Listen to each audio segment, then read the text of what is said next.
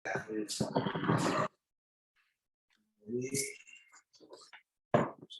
satu waktunya sudah mulai Pak ya. Ya Bapak-bapak sekalian,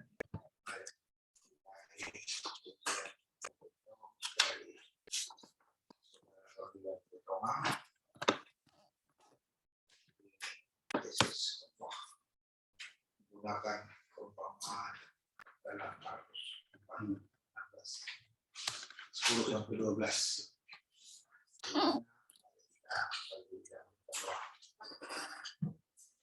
Terima kasih ya Tuhan kami atas perintahmu. Kami di sini sudah kumpul untuk di tesis daripada saudara Tonga untuk memperoleh gelar Magister Teologi. Tuhan berkati pertemuan kami ini supaya para pemudi juga dapat menyampaikan pertanyaan-pertanyaannya dan Pak Ferdinand Tonga juga dapat menjawab pertanyaan itu dengan baik. Kami serahkanlah kepada Tuhan saja supaya Tuhan memimpin kami. Dalam nama Tuhan Yesus kami doa. Amin.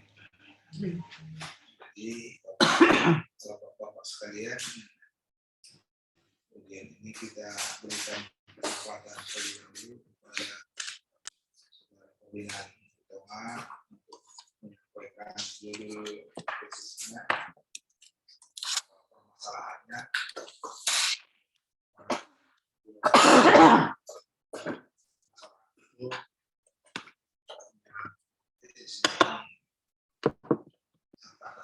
Kesimpulannya.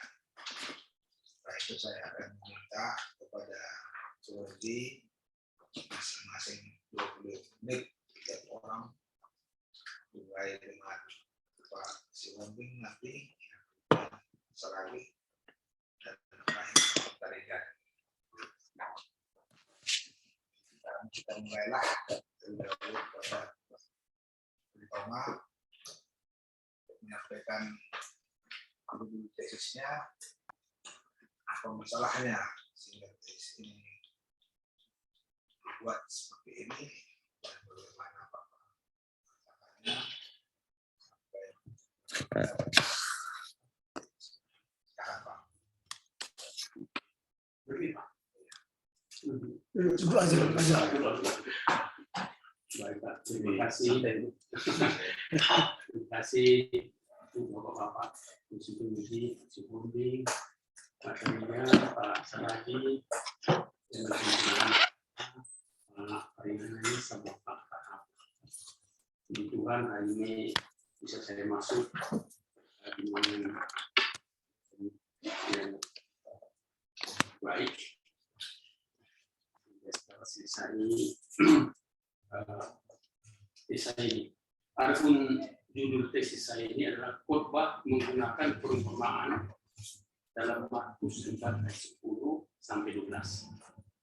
Tinjauan teologis perjanjian baru terhadap Markus 4 ayat 10 sampai 12 dengan menggunakan metode historis kritis dan relevansinya di PKP jemaat Konsistoran Medan. Jadi saya hormati, latar belakangnya adalah di gereja kita itu pada ibadah hari Minggu setelah selesai khotbah, saya perhatikan pada saat khotbah banyak yang mengantuk, tertidur, masuk kaki dan sebagainya.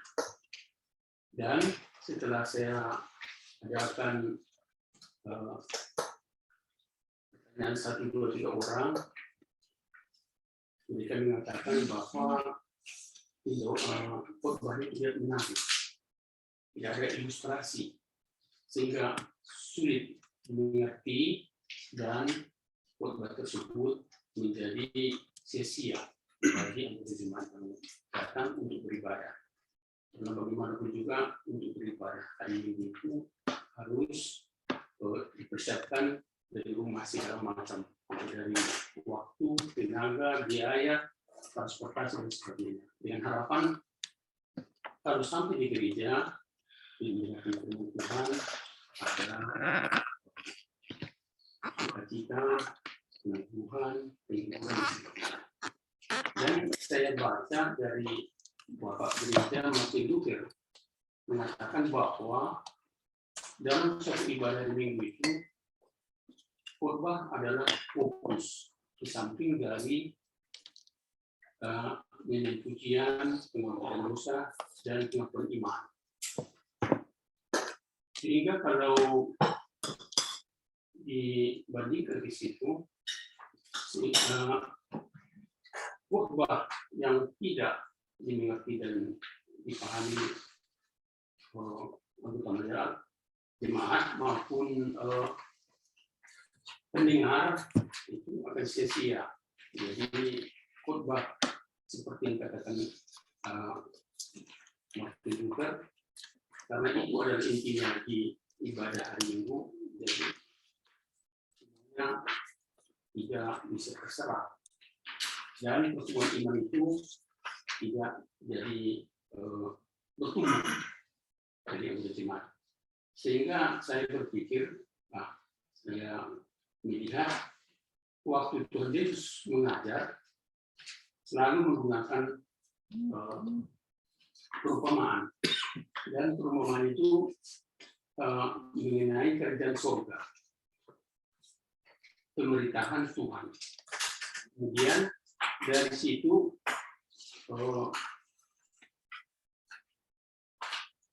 saya tafsirkan, saya berkata tafsiran, referensi.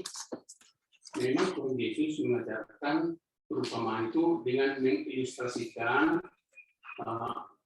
dengan menggunakan metafora. Misalnya digunakan dari manusia, tumbuh-tumbuhan maupun binatang. Kalau dari manusia misalnya Tuhan Yesus menggunakan metafora yaitu anak yang hilang.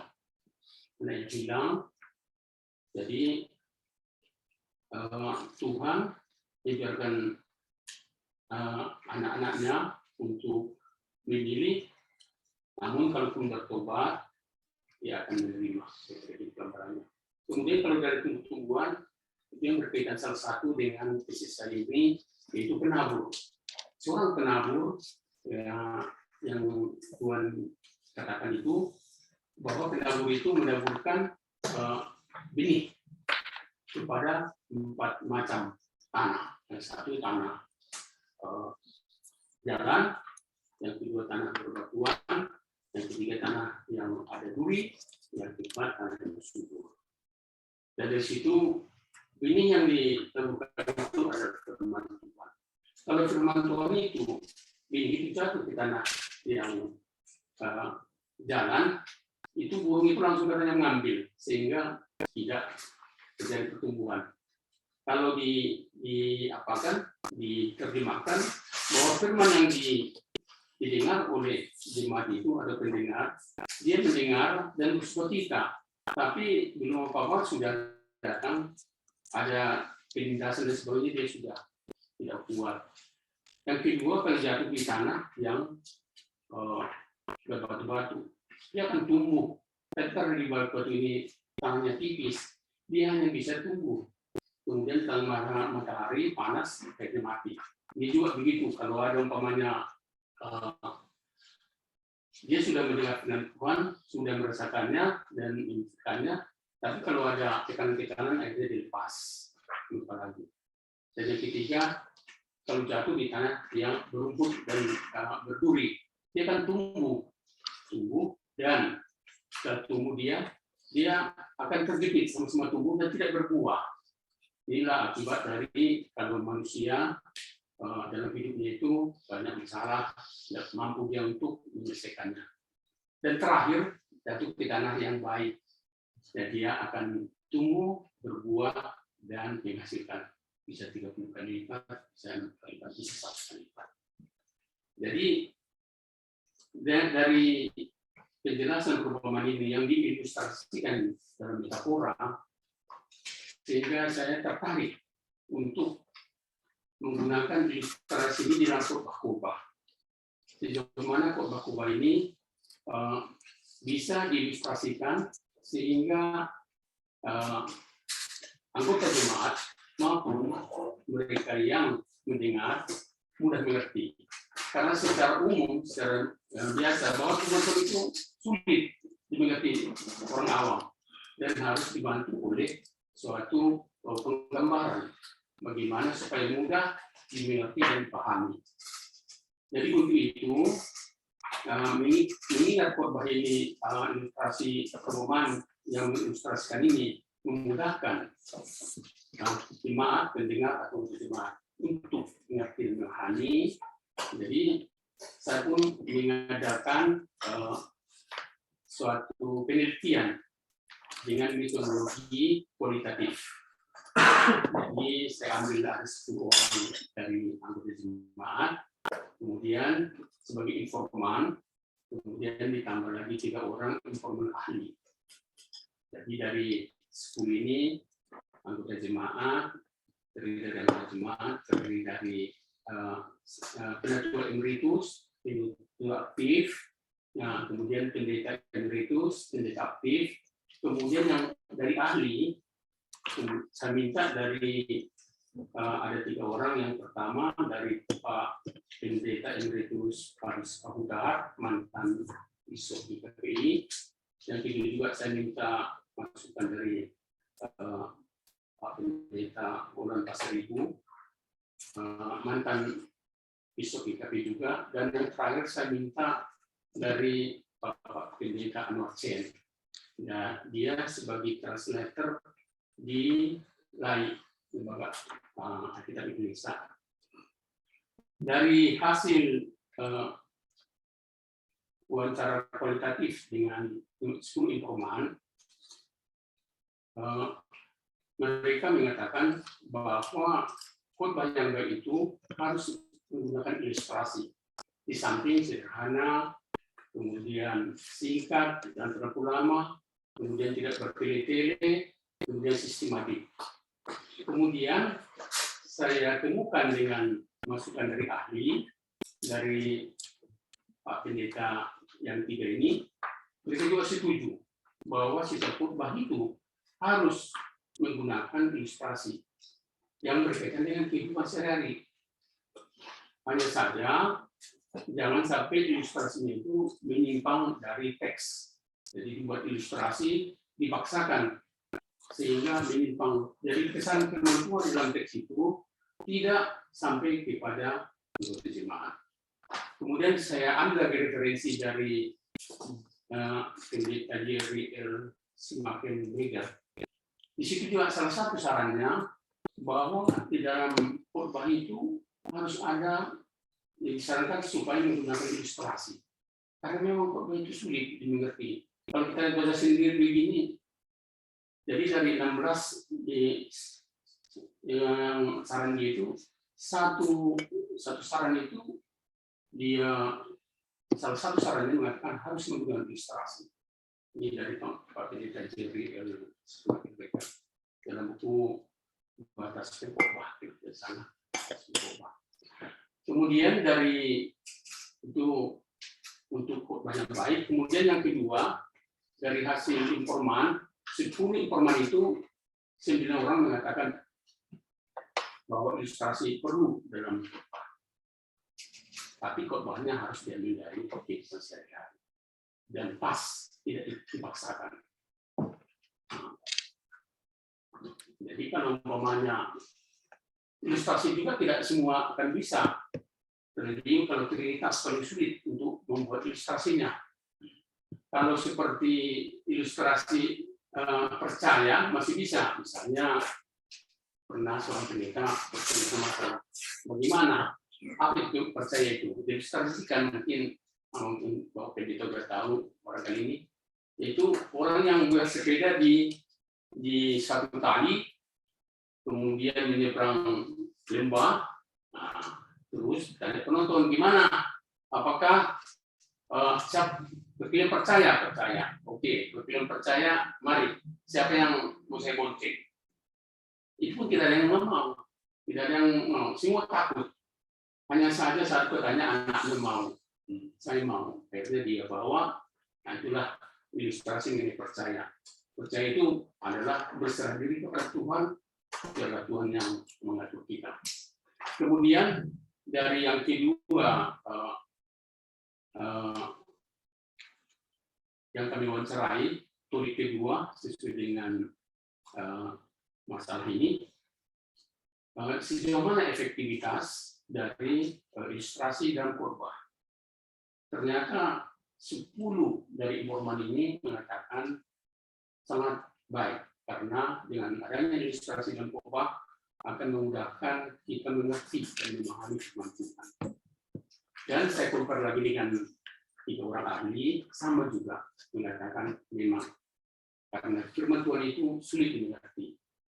Dan terakhir, sesuai dengan apa itu, ya, masalah itu, saya tanya lagi, bagaimana, apakah Bapak Ibu setuju kalau ilustrasi dimasukkan dalam khotbah untuk penjelasan? Dan mereka setuju, semuanya setuju, sebaiknya dimasukkan.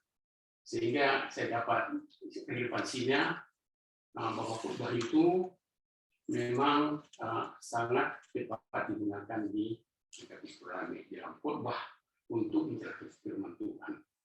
Jadi dari situ dapat kesimpulan dengan saya Pak bahwa khotbah itu bisa menggunakan ilustrasi untuk mempermudah anggota jemaat atau pendengar mengerti akan firman Tuhan. Kalau dia sudah memahami, mengerti dan memahami firman Tuhan, itu akan mudah dia melakukannya dalam kehidupan sehari-hari. Dan saran saya tentu kepada jemaat Sigurame untuk menggunakan ilustrasi dalam khotbah supaya firman Tuhan, pesan firman Tuhan disampaikan kepada anggota masyarakat, anggota jemaat itu bisa dapat dimengerti, dipahami, dan dilaksanakan dalam kehidupan sehari-hari. Dan yang kedua, saya juga menyarankan kepada jemaat Sigurame untuk mengadakan bimbingan pelatihan kepada para penatua, karena di sana cuma 1 pendeta, tambah pikar, tambah para penatua kurang lebih 30 orang, dan mereka dibimbing untuk mencari ilustrasi yang tepat pada setiap khotbah, dan jangan sampai dipaksakan sehingga menyimpang kesentuhan itu nanti dari lain. Dan terakhir pesan saya ke STPE supaya dimasukkan dalam kurikulum politika kalau khotbah khotbah menggunakan ilustrasi sehingga nanti para alumni dari STP kita ini bisa berkhotbah dan anggota jemaatnya bisa mengerti, dan kita harapkan akan imannya akan bertumbuh dalam waktu berikutnya.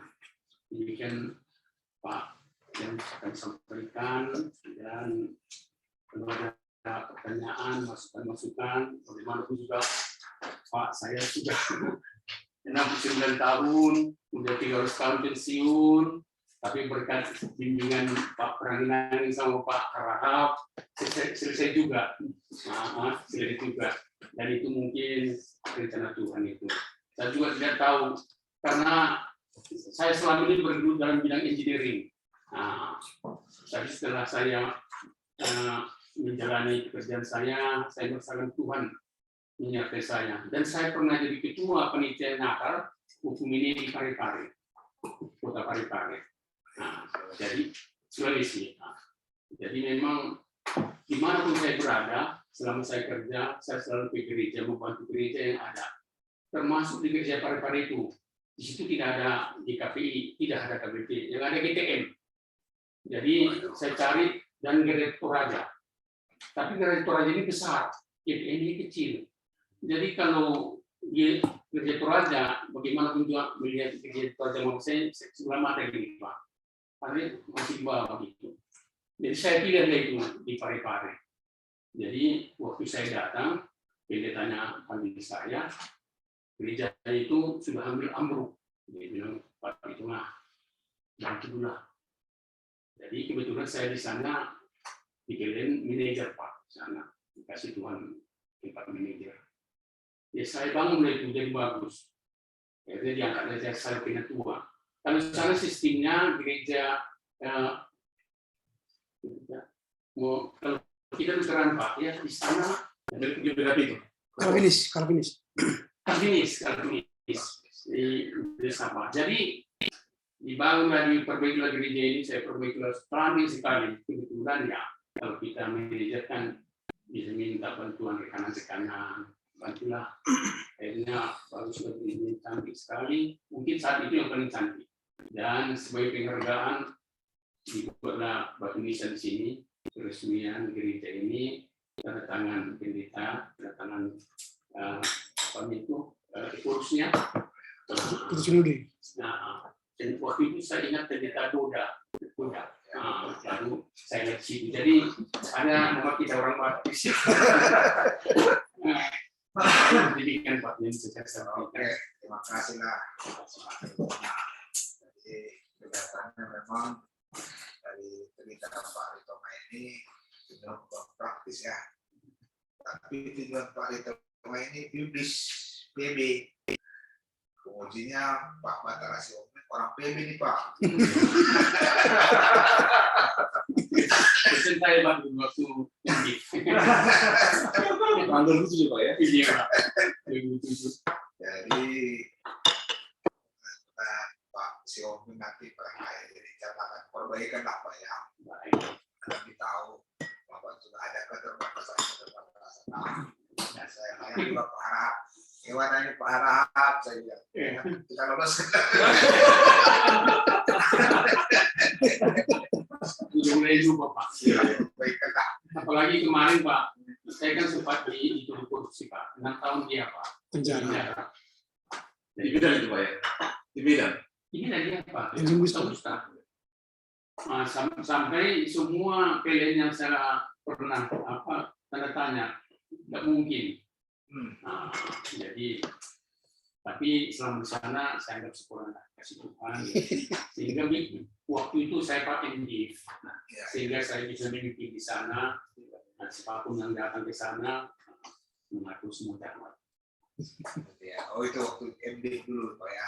Saya sudah sempat dapat ini Pak. Makanya sampai di sana saya yang paling tinggi apanya? Saya paling tinggi pendidikannya. Jadi saya kan masuk dari STT kita Pak, bisa masuk sekali seminggu dari IKI, dari HKBP. Jadi saya yang di situ apanya? Pemimpinnya.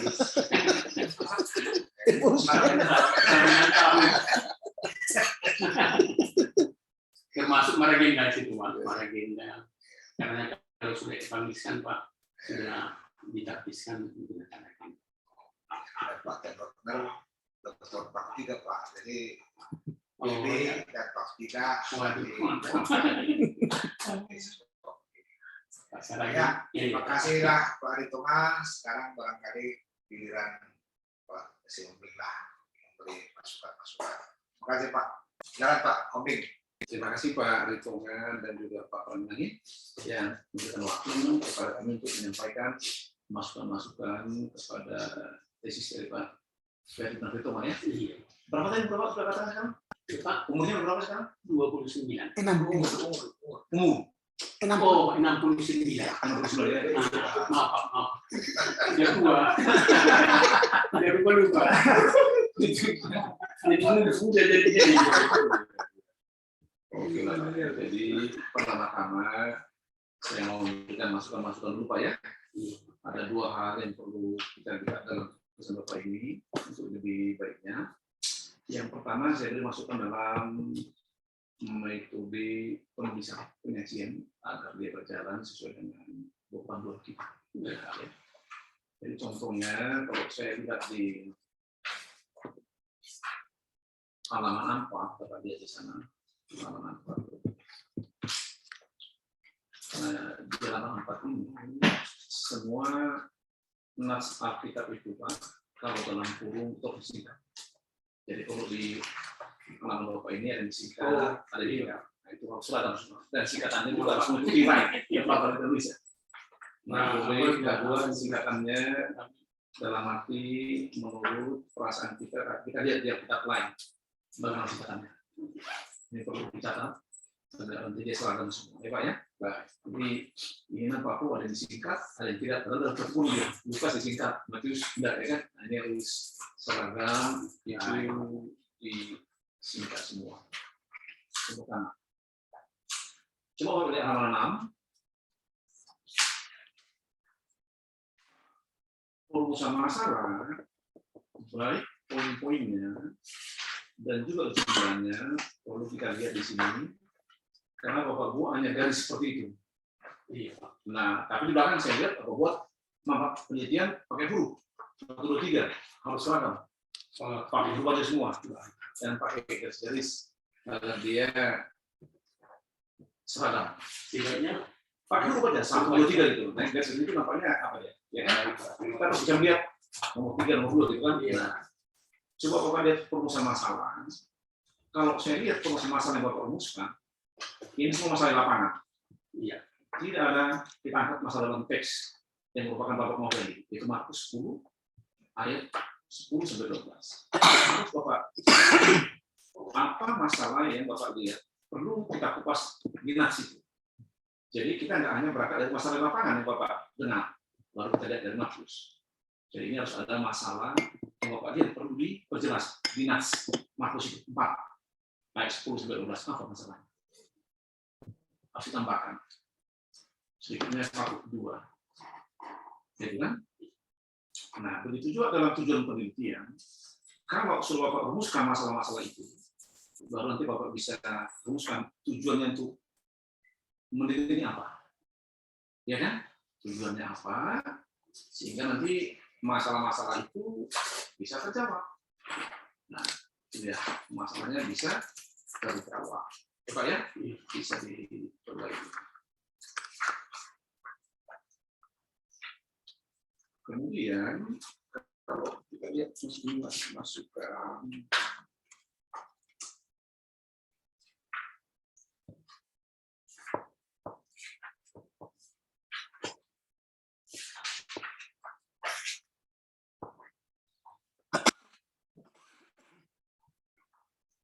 begitu juga nanti coba kalau Bapak lihat di halaman 44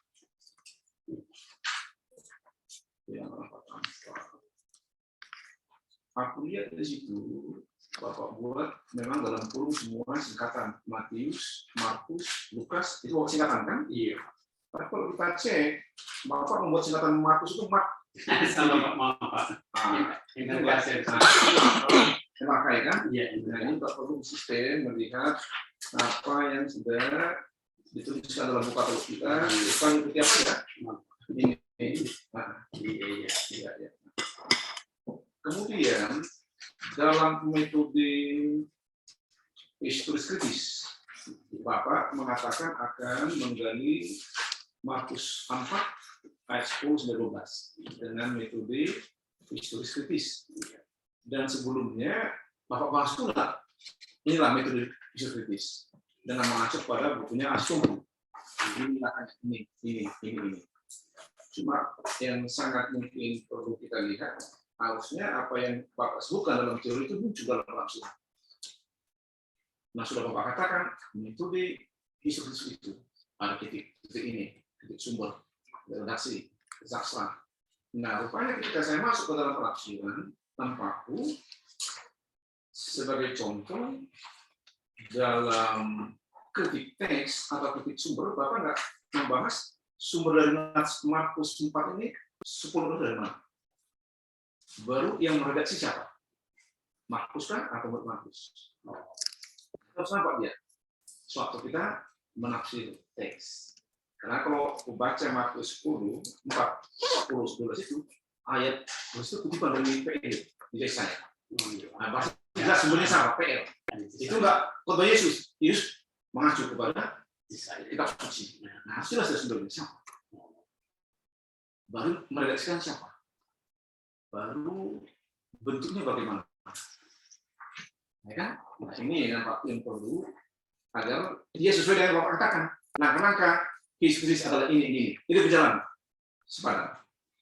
Nah, kemudian juga perlu Bapak tambahkan tafsirannya atau terjemahannya dari teks Yunani.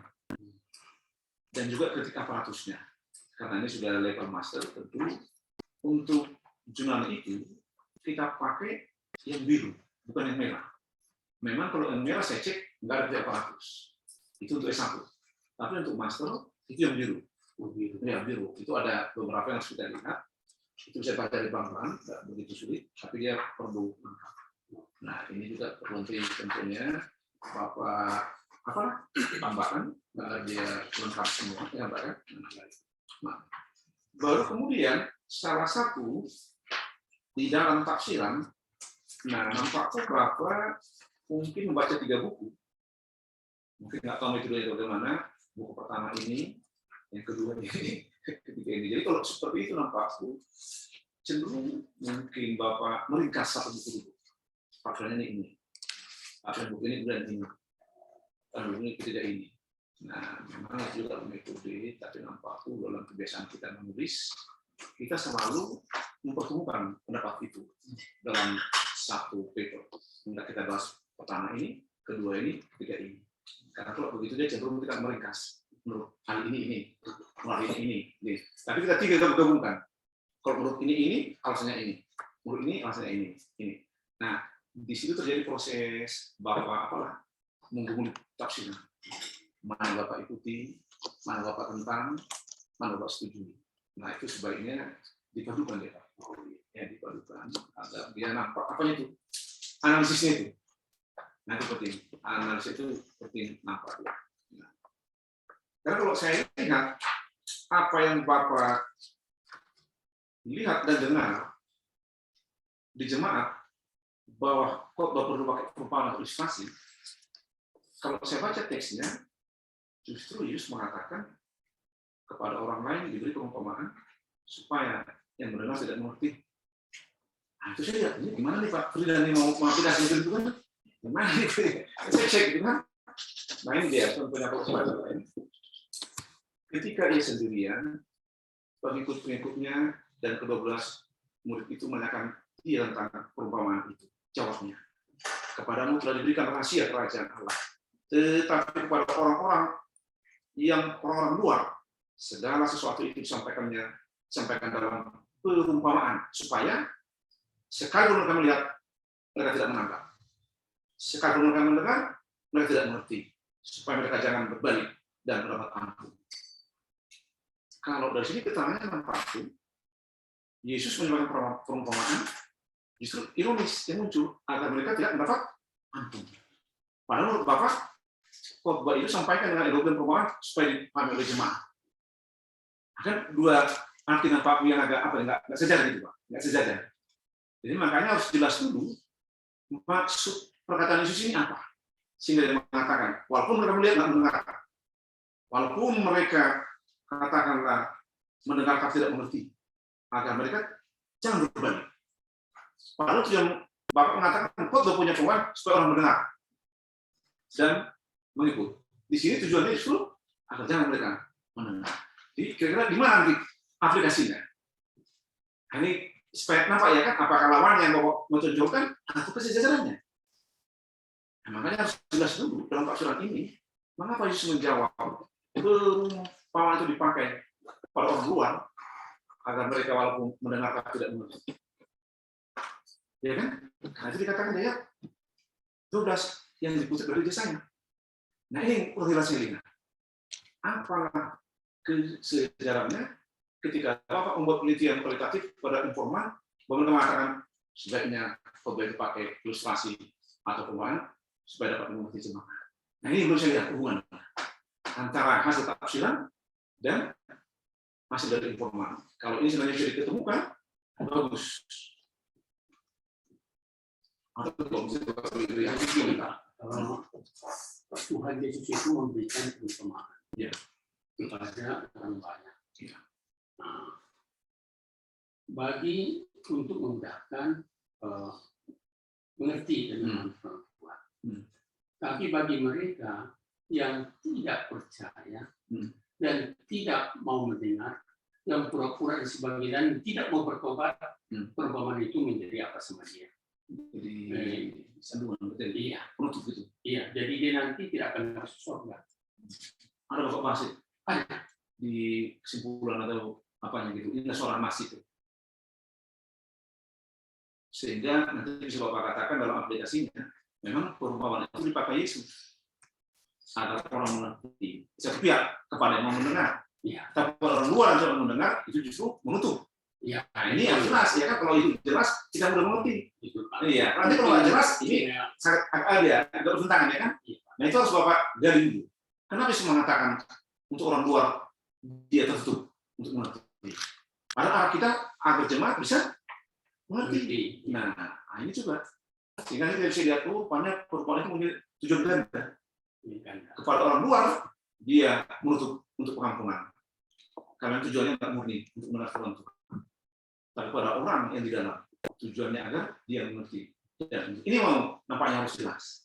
Sehingga nanti kita lihat aplikasinya, karena di jemaat orang sudah percaya semua, nggak ada orang luar. Tujuan pertama adalah agar mereka mendengar. Nah, ini perlu Pak, supaya nampaknya bisa jelas dan baik.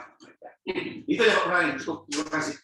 Terima kasih Pak. Jadi yang masuk Pak Batara tadi kan buat tafsiran 1 ini, tafsiran 2 ini. Jadi maksudnya itu bukan begitu Pak. Jadi seperti yang saya katakan, lihatlah buku-buku tafsir lain yang bisa membuka rahasia kalimat itu. Kita belum ada rahasia kalimat itu tadi diterangkan dalam tafsir Bapak. Jadi cari lagi nanti tafsiran supaya bisa menjelaskan nanti ayat yang dikemukakan Pak Sion tadi. Dan itu serentak. Jadi mungkin beberapa ahli mengatakan itu. Jadi catatan kaki disebutkan siapa-siapa saja mengatakan itu. Dan yang lain nanti mengatakan bagaimana kaki juga. Tidak satu saja di catatan kaki. Itu dari disiplin PB Pak. Ada PB. Iya. Ya tidak ada lagi. Tidak kota saya. Ya. Kopi tidak di Pak. Ini kalau PB itu. Sama-sama kita PB dulu ya.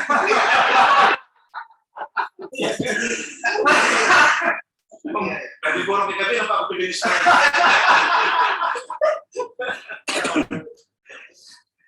Jadi terima kasih untuk Pak Silviknya. Lalu berikutnya Pak Jakob Saradilah. Iya, terima kasih Pak Prenani. Selamat siang Pak Ritonga. Pak Prenani dosen saya dulu di sini. Pak Siomi ini juga dosen saya dulu di sini. Jadi sekarang kami duduk sama-sama di sini. Sama-sama muji. Sama-sama muji. Itu berarti Pak STD generasi muda. Sudah dokter dia Pak. Iya. Maafkan saya ya Pak. Kalau sebenarnya Bapak lebih cocok ke Bapak saya ya. Tapi di posisi saya sekarang ini saya harus menguji Bapak. Pokoknya saya sudah minta maaf duluan ya Pak. Oh, gitu. Lihat kan saya spesial. Tiga warna itu Pak. Tiga warna. Satu lagi yang belum ada. Nah, tapi kalau pertanyaan tiga warna itu. Yang ketiga belum. Kenapa jadi dua warna? Yang apa nih? Belakangnya hitam pula ini.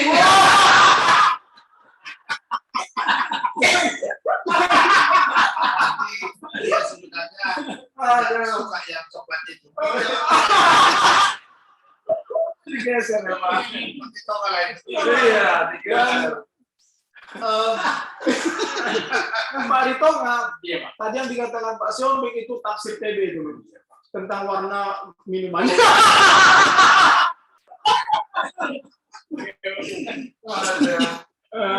Baiklah, kita masuk ke substansi ya Pak ya. Yang pertama, saya mendengar berulang-ulang tadi apa yang kata Bapak sebutkan, istilah perumpamaan dengan ilustrasi. Bolehkah Bapak terangkan lebih dahulu apa persamaan dan perbedaan dari ilustrasi dengan perumpamaan? Bisa Pak? Kira-kira secara etimologi.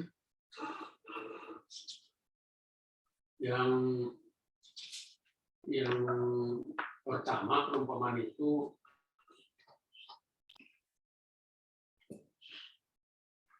dasarnya untuk membedakan kerjaan Allah.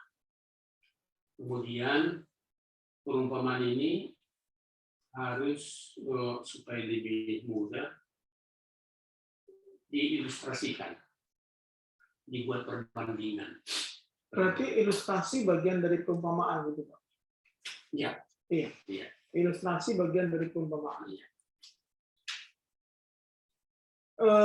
Ada berkali-kali ini Bapak sebutkan, saya bisa cek apa yang Bapak tulis ya, terutama ketika ini di bagian apa ini, di bagian wawancara. Iya. Istilah yang Bapak katakan perumpamaan sebagai ilustrasi, perumpamaan sebagai ilustrasi. Walaupun di bagian tertentu Bapak sebutkan perumpamaan atau ilustrasi. Gitu. Jadi saya pikir responden mendengar pertanyaan Bapak ini bingung barangkali. Mungkin bingung ketika menyamakan antara perumpamaan dengan ilustrasi. Dari istilahnya saja kan perumpamaan umpama, kan gitu. Perumpamaan umpama. Kalau ilustrasi itu nanti bisa dilihat di Google apa yang lebih terkait dengan ilustrasi dengan apa yang lebih terkait dengan perumpamaan. Supaya jangan salah kaprah juga nanti tulisan ini. Yang pertama. Lalu yang kedua, saya setuju dengan apa yang disebutkan Pak Siombing, kutipan Markus 4, 10-12 ini kan dari Yesaya 6. Yesaya 6 itu pasca, sebelum apa itu? Sebelum terhukumnya bangsa Israel, jadi ada pemberitahuan tentang perbuatan-perbuatan mereka yang salah, yang tidak pas di hadapan Tuhan, sehingga muncullah pernyataan itu. Jadi dari konteks itu sebenarnya pendekatan teks sumber dari Markus 4 itu udah jelas tuh Pak, arahnya kemana. Yang seharusnya itu terurai juga itu di sini. Seharusnya.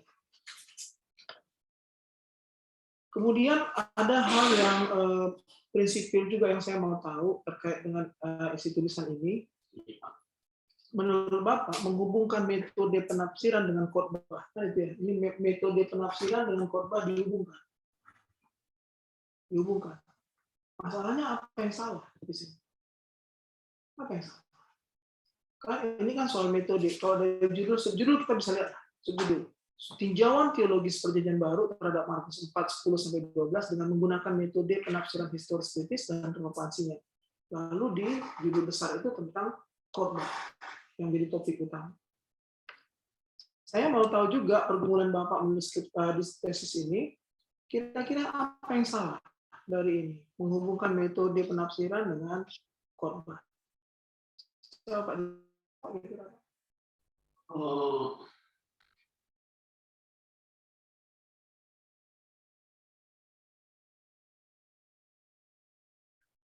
Artinya begini, apa mau diungkapkan? Apa yang mau diungkapkan dari sini? Terkoneksi tidak? Ini tafsiran saya.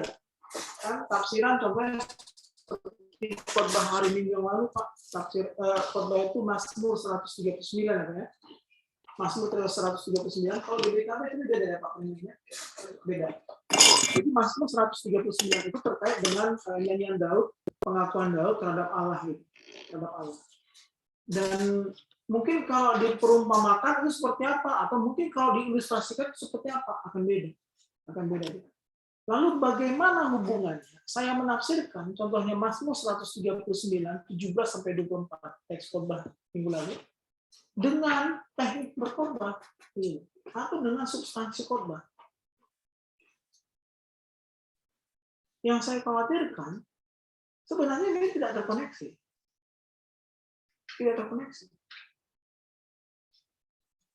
Tapi kalau dari sisi contohnya substansi tafsir itu kan gitu ya. Substansi tafsir itu mungkin ya apa memang tafsir bisa bisa dibumbui dengan gitu loh. Jadi gini. Silakan Pak. Perumpamaan itu dia mengilustrasikan yang berkaitan dengan metafora. Ilustrasikan dengan metafora supaya lebih mudah untuk mengerti apa yang disampaikan. Jadi dari perumpamaan itu diilustrasikan. Kalau zaman dulu, kalau perumpamaan itu pada zaman Tuhan Yesus pada pertama memang itu yang umum di sana, budaya di sana. Tapi kalau sekarang ini tidak lagi, karena itu berkaitan dengan firman Tuhan. Kalau sekarang ilustrasi itu, kalau perumpamaan sekarang digunakan di saat ini, orang sudah tahu.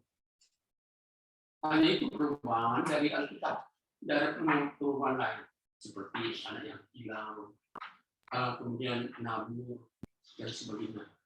Tetapi itu pada awal pertama. Nah, sekarang ilustrasi itu harus menggunakan kehidupan sehari-hari. Jadi kalau mengenai perumpamaan itu, orang semua sudah tahu. Dari teman dari dari sekolah itu sudah tahu ada perumpamaan itu. Tapi kalau perumpamaan itu masih itu yang dipertahankan di dalam menyampaikan firman Tuhan itu tanpa diilustrasikan dengan kehidupan sehari-hari, itu kan sulit. Makanya perumpamaan itu kalau digeser ke zaman sekarang, dia akan lebih tepat menggunakan ilustrasi kehidupan sehari-hari. Nah, sehingga mudah dimengerti oleh anggota jemaat ataupun pendengar. Ya, kalau boleh saya interupsi Pak. Jadi memang waktu dalam diskusi kita juga kan selalu saya katakan, perumpamaan di sini artinya apa Pak? Ilustrasi apa Pak? Jadi Bapak seringkali pindah-pindah antara perumpamaan dan ilustrasi tanpa membedakannya. Seperti Bapak jelaskan tadi kan, mungkin gara-gara masa kini perumpamaan itu tidak jelas, harus dibuat ilustrasi kan gitu. Oh, iya, Pak. Tapi dalam tes ini Bapak harus tuliskan itu Pak. Bapak harus tuliskan itu masih di pikiran saya Pak. Tidak tertulis di sini Pak. Iya, jadi harus dituliskan karena ini kan tesis ya. Baik. Jadi harus dituliskan itu Pak. Jadi perumpamaan itu masa lalu gitu. Iya. Untuk dapat dimengerti masa sekarang dan tidak ilustrasi, Bapak harus katakan supaya tidak lain ya. dari perumpamaan juga ilustrasi.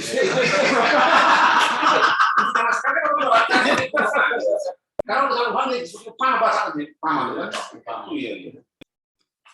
Karena dalam tradisi budaya ada juga bahasa perumpamaan ini, Pak. Ada juga bahasa ini. Dan ini kayak muatan ini. Iya. Kayak muatan. Jadi dia mengistilahkan, gitu kan? Jangan seperti hidupnya ini, dia begini. Tapi ini kalimat ini bersayap. Dan saya yakin maksud Bapak juga ilustrasi ini kan kalimatnya bersayap ke semua aspek kehidupan. Iya. Kan itu. Jadi khotbah itu nggak hanya lurus aja gitu ya, tapi itu yang mungkin maksud Bapak dari tesis ini gitu ya. Nah, benar. Jadi usul saya muaranya ke situ tadi. Dituliskan. Banyak kita pikirkan uang Pak. Jadi maaf ya Pak ya. Saya kan model Paul Ricoeur saya. Kan? Tafsir melingkarnya. Saya tahu nggak ini kopi itu gitu loh Pak. Tapi mau ambil kopi ini berdiri dulu dari sana lalu kemudian Saya maklum Pak. Iya. Karena panjang dia Pak.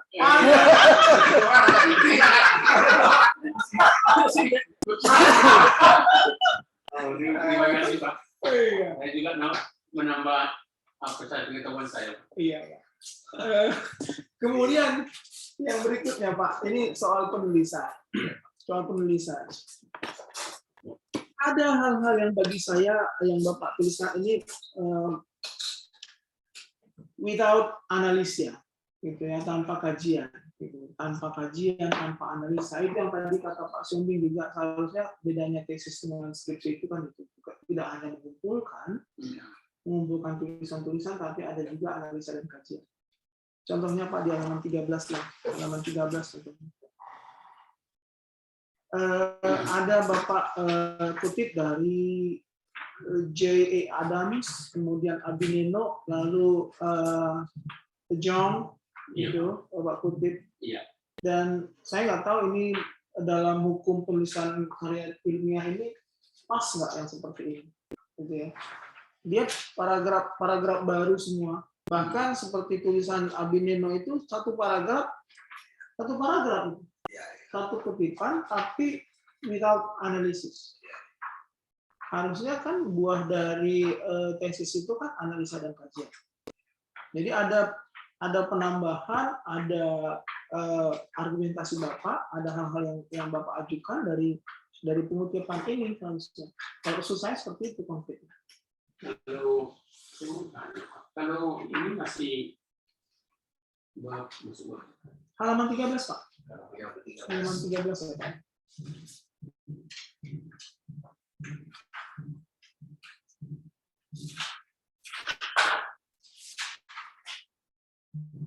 Oh, iya. Yang setelah nomor 4, Pak. Saya sebetulnya maksud saya hanya menyajikan aja buku ini begini, tapi saya tidak bikin apanya Pak, konklusinya atau analisis dari saya. Apakah memang di dalam apa yang tersebut akan saya sampaikan? Iya, artinya gini kan, Bapak kan punya tujuan mengutip ini.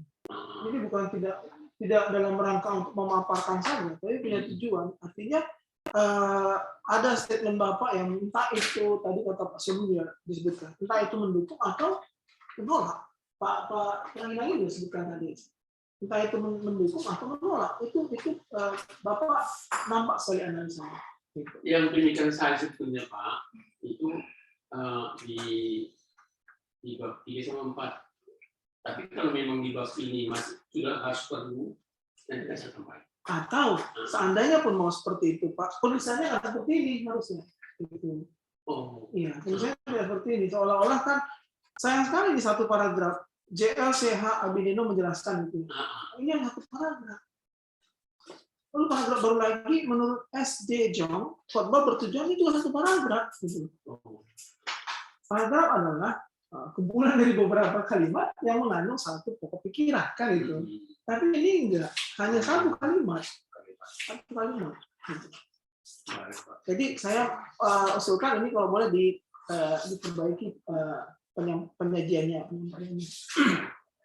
Kemudian di halaman 14 di sampingnya, halaman 14 itu kan Bapak mengutip dari tulisan Smallenberger. iya. Iya kan? Smallenberger itu bahkan itu sampai poin 1, 2, 3, 4, sampai 16.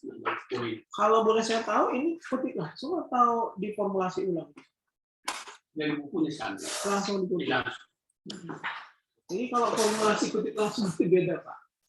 Formulasi kutip langsung itu satu spasi dengan menjorok ke dalam itu ya Pak RH ya.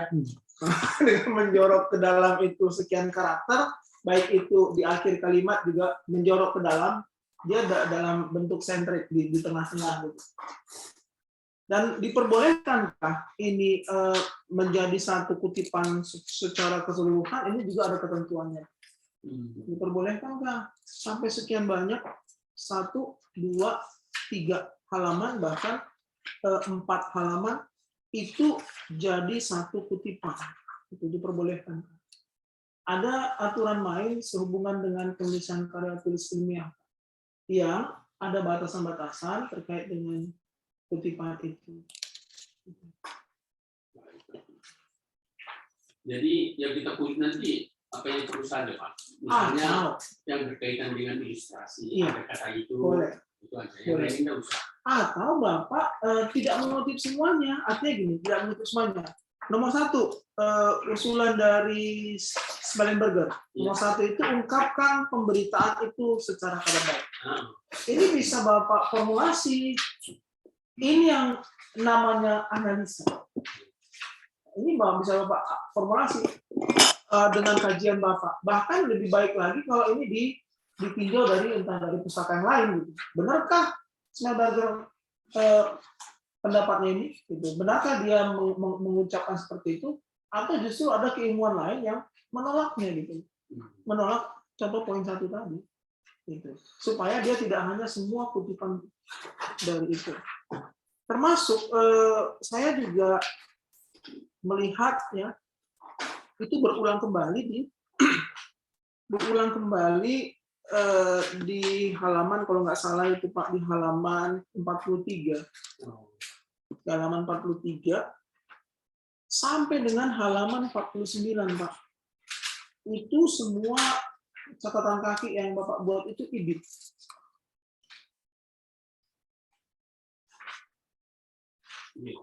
Iya. Semua itu ibit.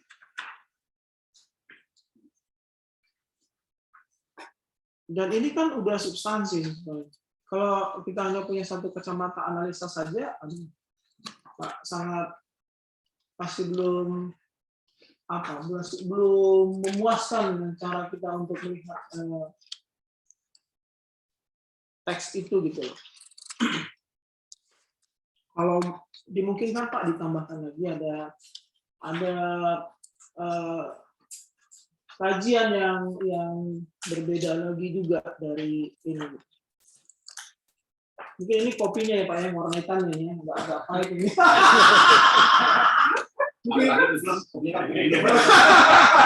Jadi maaf ya Pak, ini agak pahit ini. Ya, Pak. Hanya pimpin Mas, Pak.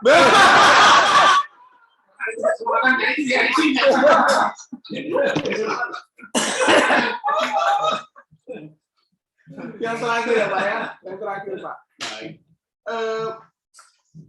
Saya baca dulu ini Pak, Ibrani 4 ayat 12. Kalau di kampus boleh ya Pak ya, pakai Oppo suci ya, nggak kitab suci saja. Kalau di kampus kan boleh ya. Ibrani 4 ayat 12 kalau nggak saya salah itu ya Pak. Firman Tuhan bilang gini Pak, sebab firman Allah, ayat berapa ya? Ayat 12, ya Ibrani 4 ayat 12. Sebab firman Allah hidup dan kuat dan lebih tajam daripada pedang bermata dua, kan itu ya Pak ya? Lebih tajam dari pedang bermata dua manapun, ia menusuk amat dalam sampai memisahkan jiwa dan roh, sendi-sendi dan sumsum. Ia sanggup membedakan pertimbangan dan pikiran hati kita. Artinya kan gini Pak, kalau dari analisa saya ya, nanti bisa Bapak kasih masukan juga. Apakah memang sajian ini, tesis ini, dalam rangka supaya audiens senang mendengarkan khotbah itu gitu ya. Lalu kalau diperhadapkan dengan teks ini jadi runtuh Pak tesis yang Bapak coba bangun. Tujuannya ini apakah memang dalam rangka supaya jangan tidur? Itu ya tadi persoalan yang Bapak sebutkan supaya nanti saat khotbah jangan tidur. Kalau di gereja kami Pak, warga jemaat tidur di gereja itu mantap. Kenapa? Karena dia di rumah nggak tidur di rumah. Lalu Bapak tahu di sana, kalau di gereja di KPS, lalu dia bilang gini, ini kan gereja rumah bapakku. Mas, di rumah bapakku saja tidak boleh tidur gitu kan. Padahal alasannya itu dia memang ngatur ya dengan itu gitu. Tapi yang mau saya katakan demikian. Mari kita bedakan antara kita memenuhi kemauan audiens, kita bilang ya, waktu jemaat itu audiens, mari kita bedakan kemauan untuk memenuhi keinginan audiens dengan nilai kebenaran firman Tuhan itu, Pak. Saya sangat tertarik dengan apa yang Bapak tuliskan di kesimpulan ini, di kesimpulan saran. Sebenarnya itu yang menjadi sumber percakapan ini. Ketika Bapak sebutkan seperti itu gitu, untuk GKPI Sidoarjo. Karena gini loh, kalau soal penilaian rasa itu nggak ada batasnya. Saya pikir nggak ada batas. Indikator batasnya rasa itu nggak ada. Dia bagus berkhotbah, dia tidak bagus berkhotbah. Ini kan sangat subjektif. Jadi nggak bisa. Karena itu mungkin ada juga penambahan kesimpulan di sini supaya ini jangan liar nanti. Ini kan dibaca oleh banyak orang. Oh berarti memang harus mengikutkan kemauan audiens lah kalau itu khotbah gitu. Nah, jadi kalau boleh ada juga kesimpulan ketat yang keras yang kuat yang Bapak sebutkan di sini. Kalau boleh. Tapi sebetulnya kan gini Pak. Ya. Ilustrasi yang kita gunakan adalah menjelaskan firman Tuhan, bukan membuat surga di telinga, tidak. Tidak Pak. Kalau memang tajam firman Tuhan yang mau disampaikan, silakan. Pakai ilustrasi yang bisa. Kalau tidak bisa, jangan dibuat-buat. Nah, jadi inti yang saya sampaikan, bagaimana supaya anggota jemaat terdengar mengerti akan pesan Tuhan yang disampaikan dalam teks, sehingga dia merubah imannya bertumbuh. Yang dulunya umpamanya dia seperti tadi, ya keras kita bikin, tapi harus ngerti dia bahwa firman itu akan mengubah kita menjadi lebih baik. Karena selama ini saya amati dimanapun Pak Pendeta. Datang orang di gereja, pulang-pulang baru di pintu, kena kaki orang sama dia muntah, marah dia. Gimana perubahannya kan gitu. Tapi kalau ada firman Tuhan itu yang membuat dia jelas. Jadi maksud saya Pak Pendeta, kalaupun itu yang baik, yang buruk, yang keras harus. Tapi supaya dia ngerti, kita bantulah dengan ilustrasi yang berkaitan dengan kehidupan sehari-hari. Karena kalau buat yang permohonan yang berat nanti, karena firman Tuhan itu kan sudah tahu susah dia. Kalau cuma kita baca gini, tidak akan mengerti kita. Tapi kalau kita bantu dengan ilustrasi, baik yang apa, yang baik berita sukacita, baik yang membuat dia jadi tersinggung dan sebagainya, apa boleh buat. Tapi firman itu harus sampai dengan baik dan bisa dimengerti dan dipahami. Itu kuncinya. Kalau kita mau menumbuhkan iman jemaat. Kalau cuma umpamanya jemaat datang rame-rame ke gereja, pulang tidak ada dapat apa-apa, lama-lama tidak mau ke gereja. Jadi mungkin konkretnya usul Pak Jagorner apa yang perlu ditambahkan itu tadi Pak? Iya. Jadi kalau boleh kan pembahasan tentang itu supaya jangan jatuh nanti kan bahwa ini standarisasinya audiens gitu. Enggak, bukan audiens standarisasi. Standarisasi itu kebenaran firman Tuhan. Itu yang mau saya cinta Bapak tegas di sini. Kebenaran firman Tuhan yang bukan seleranya pendengar. Kalau kita lihat sekarang kan, apalagi gereja-gereja mainstream dengan gereja-gereja Pentakosta dan Karismatik baru ya, selalu membandingkan kalau pendeta-pendeta mainstream selalu menindakbubukkan benar. Tapi sebenarnya dari substansi khotbah gimana gitu. Saya juga bisa belajar stand up comedy. Iya kan Pak? Mulai dari awal sampai akhir ketawa terus. Tapi ketika pulang nggak ada apa-apanya. Jadi tujuan kita sama Pak. Tapi di sini di tesis ini kalau boleh dipertegas ya. Baik. Sudah dapat saya intinya Pak. Itu dia. Oh, inilah perlunya kita ketemu itu Pak. Saya itu aja Pak. Terima kasih Pak. Terima kasih Pak.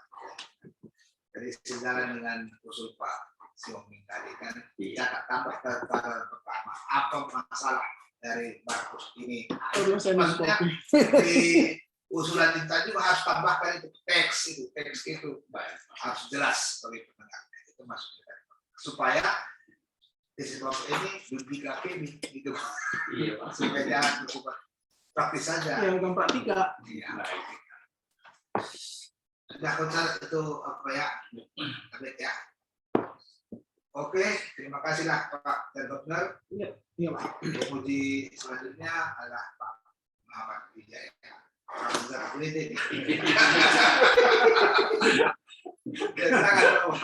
Apalagi yang mau saya tanya ini? Apa yang sudah dimulai PB dan sistematika? Habis. Ya, selamat pagi atau menjelang siang ini ya Pak ya. Bapak jurusan apa S1-nya? Teknik mesin. Oh, teknik mesin di Universitas USU tahun 21. Kemudian saya ditugaskan, saya masuk PLN Pak. Jadi mesin. Kemudian ditempatkan di Jakarta, bekerja di Jombang Jawa Barat, Jakarta Raya. Kemudian beroperasi di Desa Guling.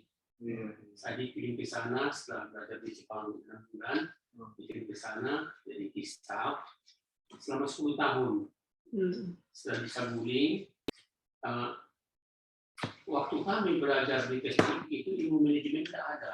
Bagaimana kepegawaian, bagaimana mengatur orang, perencanaan dan sebagainya. Hanya menuntut teknik.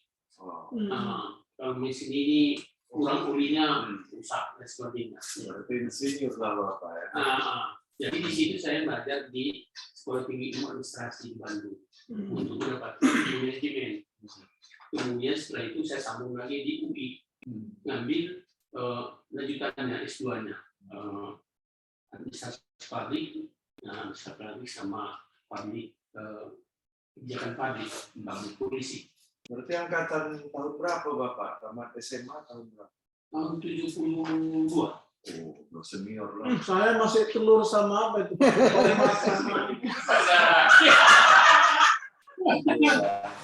Dan ngomong ke sana Pak, saya sudah wisuda, saya masuk 73. Oh, senior. 8 tahun di sana sekolah. Baik. Terima kasih lah Pak, masih semangat sekolah kan. Sudah umur 69 tahun. Saya pun kemarin tes lagi di UKI, Pak. Oh, Lulus, tapi saya nggak masuk, nggak jadi masuk. Karena terlalu banyak nanti sekolah, satu pun nggak lulus. Jadi saya stop yang di UKI. Surat lulusnya sudah saya pegang. Iya, nanti terlalu banyak. Nanti Tapi bisa satu tuh, pun Pak. nggak lulus. Hah? Tahun depan bisa, tahun berikutnya bisa. Karena expired gitu kan? Iya. Iya, Pak. Iya. Baik, Pak Ritonga ya, 18 tahun sepertinya beda umur kita. Iya. Oh, Bapak 69 iya, ya, saya 51. dari 53 Pak. Iya, saya 51. 51 ya.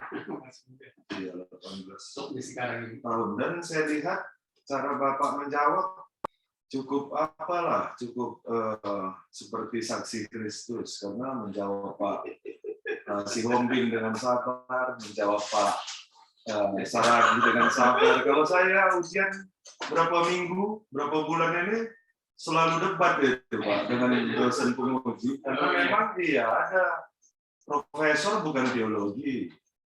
Iya, jadi jurusannya nggak pas, nggak kena gitu. Ini kan memang rata-rata dosen biologi di sini yang menguji, jadi sejalan dengan yang kita pikirkan. Mungkin Pak, Iya. saya kan orang tua saya kan pendeta, pernah dulu krisis. Ya sekolah di STT Jakarta tahun 38 sama pendeta Ustaziaan yang dosennya sama pengurus KBP Pak. Jadi mereka bertiga tahun 43 tamat disuruh pengurus Justin kembali karena tidak ada pendeta, kembali lagi ke Raja, terus ditaktiskan lagi di Bali G tahun 43 jadi pendeta. Jadi karena Bapak isi borong-borong, kita mulai sama si saya Bapak masih kecil. Jadi si Bapak itu pegang tas Bapak katanya dulu. Ya pernah cerita waktu si Piro kemarin itu dia mau tembak Bapak itu rupanya Bapak saya langsung dia minta ampun, minta maaf sama waktu zaman apa itu Waktu dia TV terbuka jadi dia. Mau tembak waktu Bapak meninggal dulu dia juga yang dikuburkan datang dia saya Bapak. Jadi mungkin karena Tuhan pendeta itu sering dibonceng-bonceng kalau sehingga mungkin ada pengaruh secara tidak sadar.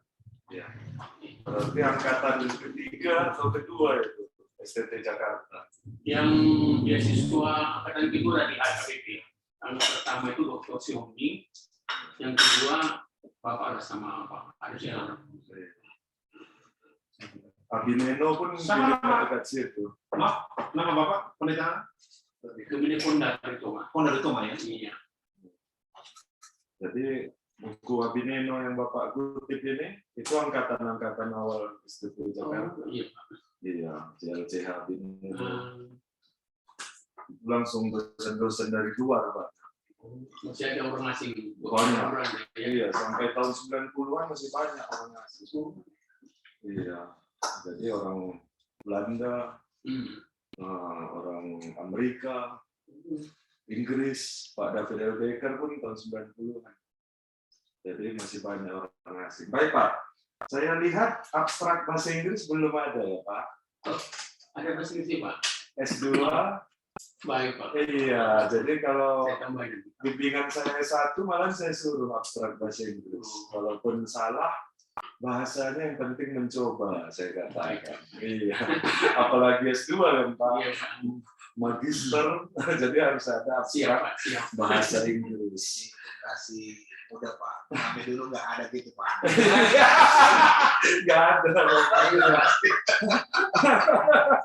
Berarti Bapak berhasil mengenerasikan Bapak. Iya. Iya, jadi kalau Pak Prangin di Jakarta jumpa, di sini jumpa lagi Pak.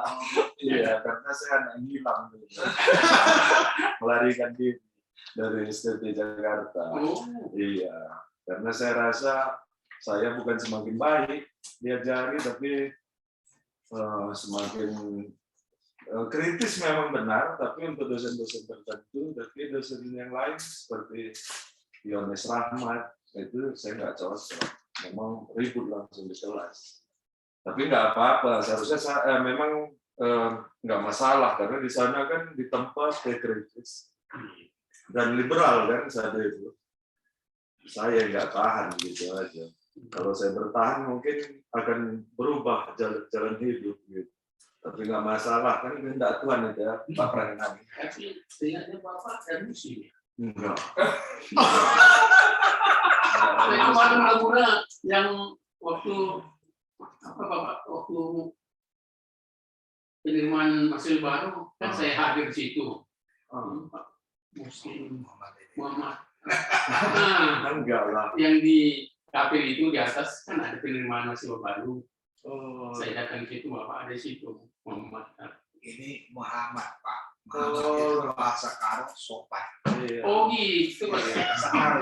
Iya, bahasa Arab ya. Muhammad ya. Sopan. Muhammad. Iya. Oh. Baik Pak. Bapak kenal dengan Pak Jansiara Ritonang? Ah ini loh Pak. Kemarin kan Kenal apa tidak? kenal dekat. Ya sudah. Saya hanya tanya itu. Kenal Baik. dekat. Jadi dulu ada Bapak itu mengajar, hampir setiap minggu ada ringkasan buku, garis besar buku, laporan buku. Hampir setiap minggu Bapak itu memberi tugas laporan buku. Ketika saya angkat langsung kalimat dalam buku, Bapak itu memberi nilai C. Tapi ketika saya membahasakan dengan kalimat saya, Bapak itu memberi nilai B. Maksudnya yang Bapak kutip tadi, yang ditanya oleh penguji 1 dan 2, sebaiknya dikalimatkan dengan kalimat kita. Kalau bisa Pak, jangan angkat langsung. Iya, itu pengalaman saya dengan Pak Jansiara. Beda dengan Pak Latui Hamalu. Pak Latui dengan catatan filsafatnya. Kalau kita hafal mati catatan filsafatnya, dikasih nilai tinggi. Tapi begitu kita mengkalimatkan catatan filsafatnya buku tua, kita dapat nilai rendah. Jadi kebalikan dari Pak Jansiara. Iya.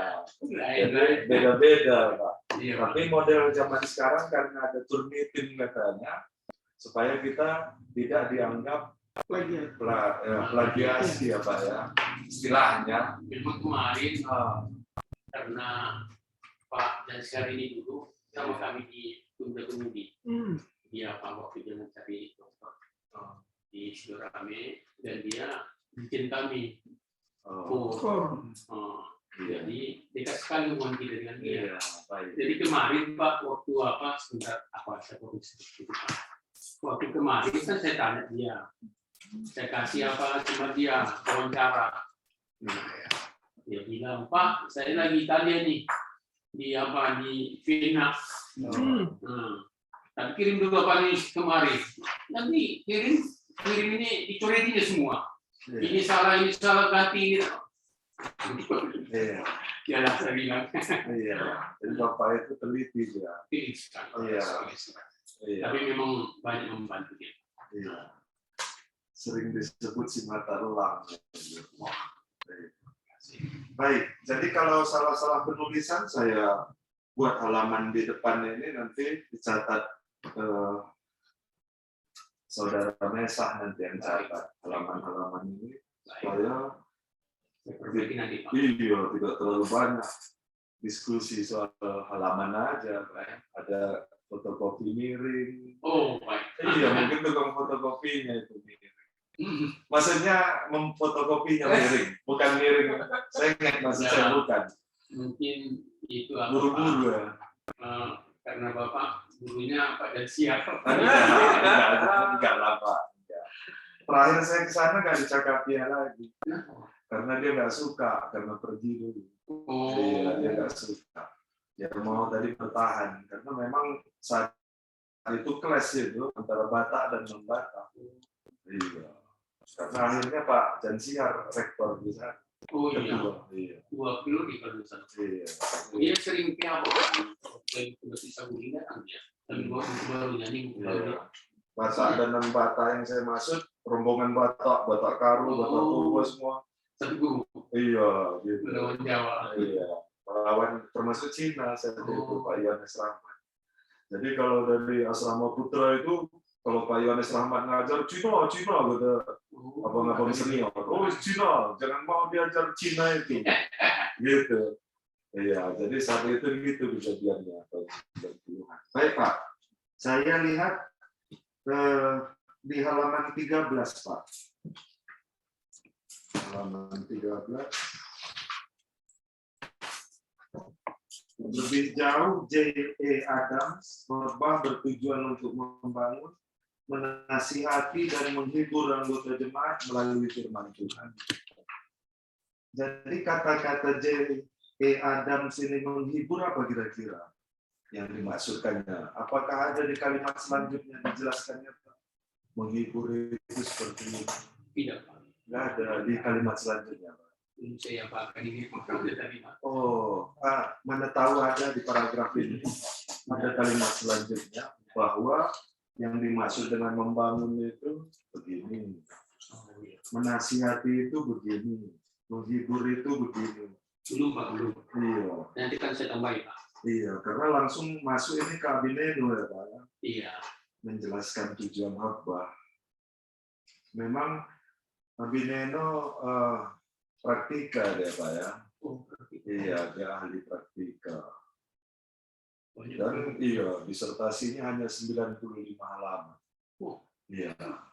Disertasinya hanya 95 halaman. Karena dia memang pintar. Kalau kita di sini kan skripsi sekian halaman, tesis sekian halaman, disertasi sekian halaman, di luar negeri enggak saat Pak Binen. Hanya 95 halaman. Iya, tapi bukunya Banyak sekali. iya banyak sekali dan kutipannya perbandingan 4 ahli hanya menyelesaikan satu masalah misalnya sampai 4 ahli didiskusikan. Itu sebenarnya cara menulis yang dimaksudkan Pak Saragita di membandingkan, mendiskusikan ahli-ahli yang berkumpul di dalam catatan tulisan-tulisan kita ini seperti berdiskusi. Jadi menunjukkan bahwa kita membandingkan buku-buku dan pandangan-pandangan ahli dan menentukan bahwa membangun yang dimaksud di sini menurut si A, B, C, D, menasihati yang dimaksud di sini menurut A, B, C, D dan menghibur, dan penulis sendiri mengatakan membangun itu adalah ini. Abineno gitu gaya. Setelah 4 ahli dia ambil pandangan dia sendiri. Jadi padat catatan kakinya itu. Tapi kalau dia bukan mendalam atau tidak terbiasa mendalam menganalisa seperti gaya Pak Abineno, ya lebih banyak pula nanti ke soal penelitian, metode penelitian atau yang lain-lain, dan menganggap analisa-analisa seperti itu seperti buang tenaga, padahal enggak. Karena menunjukkan kita membaca buku. Tapi Bapak kan udah 69 tahun, susah juga kan ngajak membaca lagi banyak-banyak. Mungkin ada Pak ini. Saya berpikir mungkin waktu di teknik kita Iya. itu simpel. Saya cuma 72 halaman. Oh. Nah, tapi banyak bikin di sini ini untuk data sarjana itu harus ada misi direncanakan. Oh. Tapi simpel-simpel semua, ada seperti timing ini. Jadi waktu saya masuk ke STI alam, musik juga saya sitting. Dari teknik ke apa? Ke administrasi. Administrasi harus banyak cerita segala macam. Ini tidak perlu. Perlu rumus ini pasang berapa jadi. Perlu ini pasang jadi. Iya. Jadi misalnya untuk membuat suatu poros, pakai rumus ini, kita hitung. Nah, porosnya harus bahan sekian. Jadi simpel Pak. Jadi waktu saya masuk ke STI alam dulu, musik juga saya karena pola pikirnya itu berbeda. Iya. Saya masuk lagi ke sini, Iya. itu Pak. Mungkin itu penyebabnya. Iya.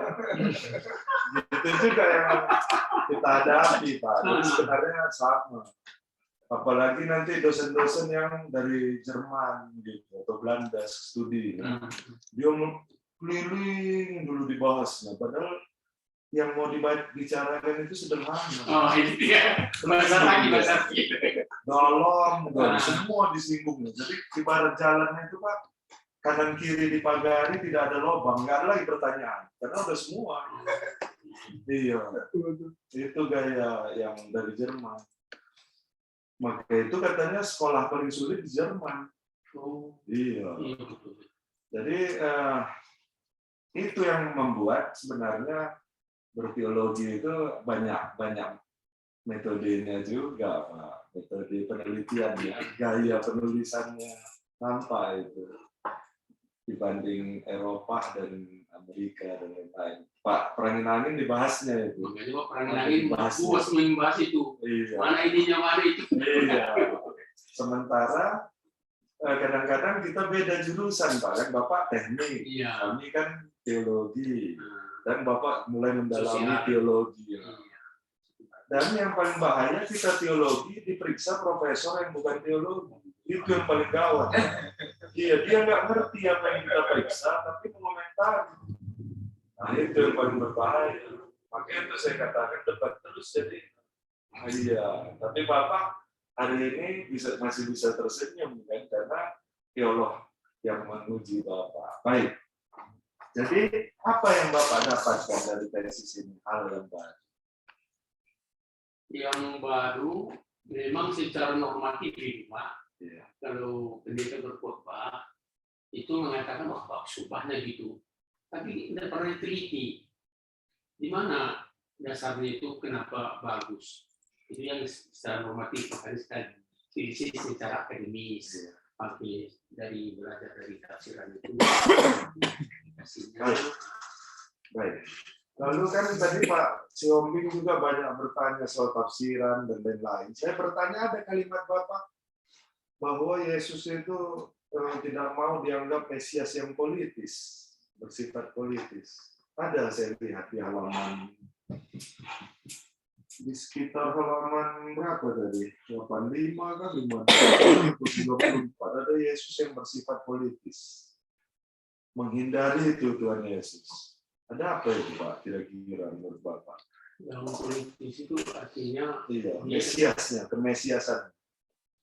Dia tidak mau masuk di dalam itu Pak, dalam apa namanya itu, dalam aliran Farisi, kemudian ahli Taurat dan sebagainya. Dia hanya murni untuk menyampaikan firman Tuhan. Atau ada hubungannya dengan pemerintahan Kekaisaran Romawi saat itu Pak? Bisa. Cuma Tuhan Yesus ikut hanya mengikuti aja. Misalnya bayar pajak, bayar ini.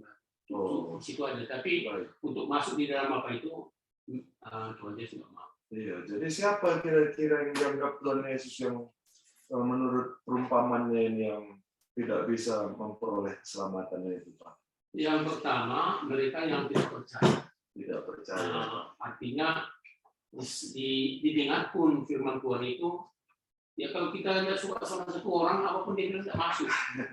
Itulah apanya. Iya. Nah, jadi kalau kita benci sama satu orang, yang baik yang buruk dikasih tahu ini kita tidak terima.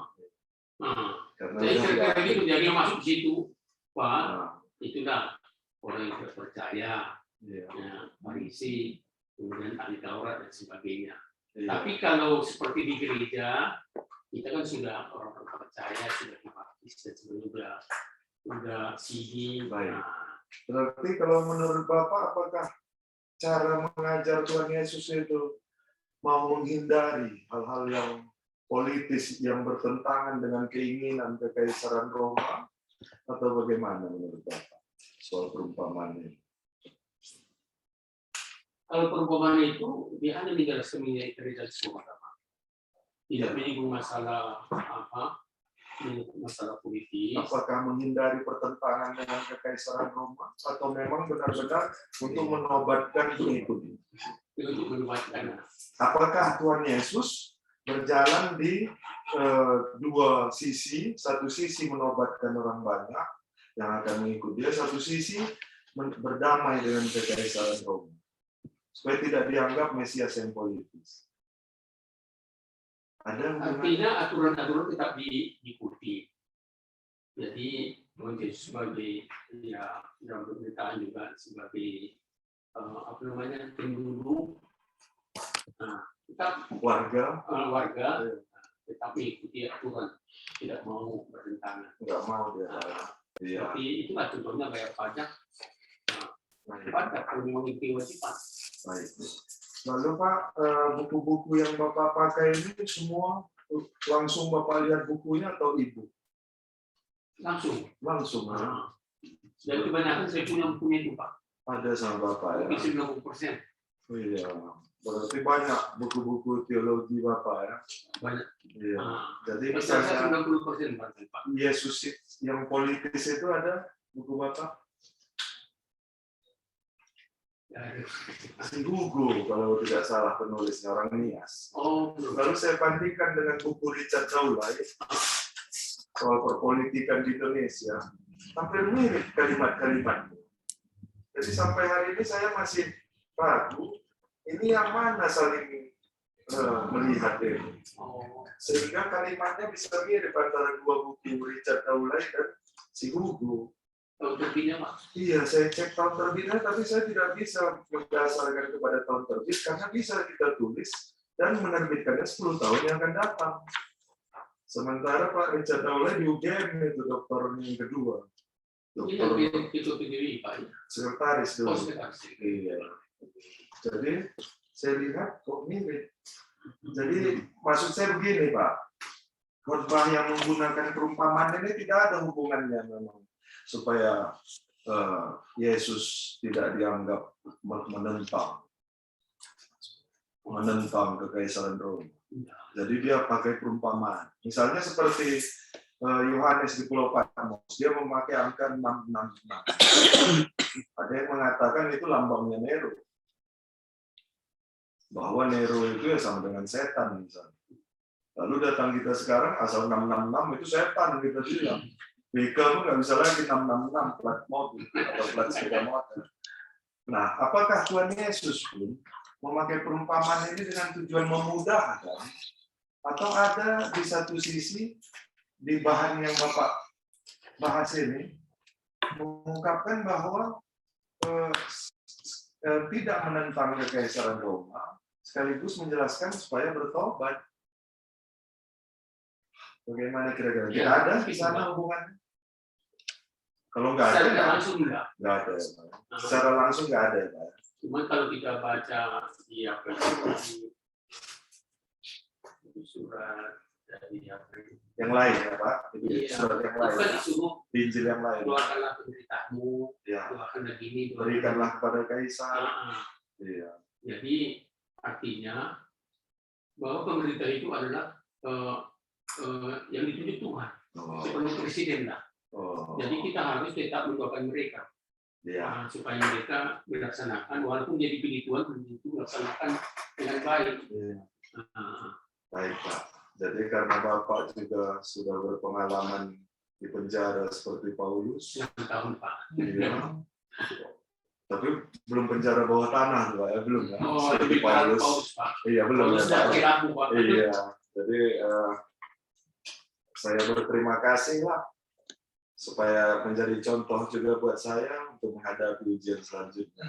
Seperti Bapak menghadapi kami. Iya, dan iya.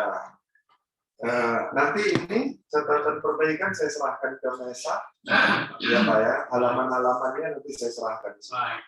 Baik. Terima kasih, Pak. Iya, terima kasih Pak moderator, saya kembalikan. Ya, terima kasih Pak Muhammad. Pak Muhammad ini akan ujian dokter lagi Pak yang kesekian di sekolah tinggi agama Kristen Selatan di Cerutu.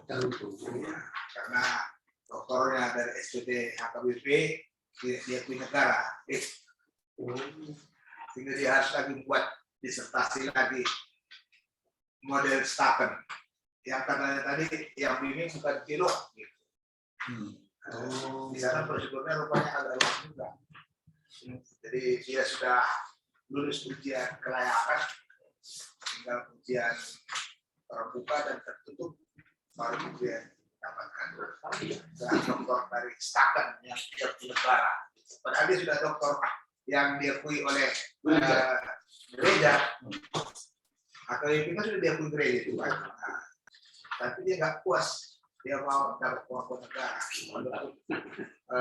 Barangkali dari segi mutu mungkin bermutu ya di HKBP ya.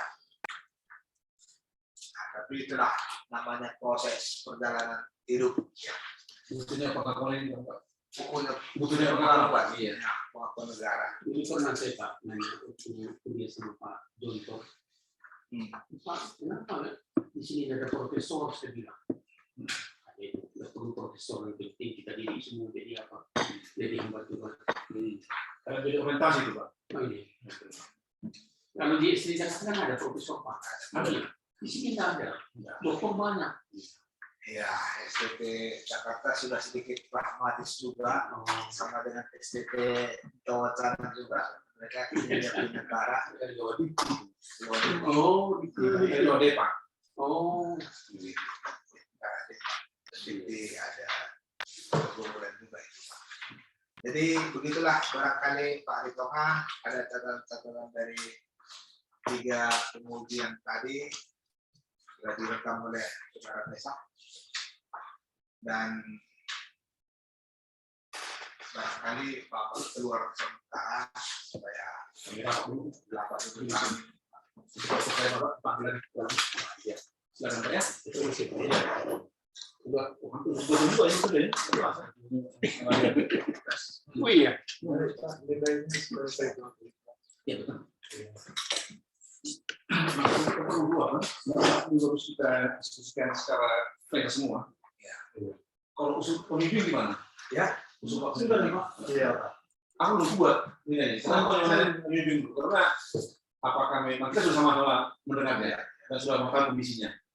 Iya kan? Jadi dulu saya Pak, memang ya karena dia orang tua ya, dan sudah berusaha seperti parah juga sudah melakukan itu. Kita hasilnya dia Pak kata Pak. Nanti dari catatan itu mencatat perbaikan dia. Lalu setelah itu kita akan membaca akhir. Salah satu yang terbapak nanti membaca akhirnya. Bapak apa? Jan. Iya itu kemarin. Dan mengerti lagi ya, membaca akhirnya Pak. Begitu Pak. Berapa tahun kemana Pak? Berapa tahun kemana Pak? Nah itu makanya kita tanya pemimpin kan dalam arti kalau kita lihat kondisinya. Ya makanya kita juga pasti sudah dibimbing nih. Bagaimana kita lihatkan kan? Ya, Kami sudah diskusi dengan Pak. sekarang ini kita melihat titik temu lah, ya kan mana yang terbaik untuk kita.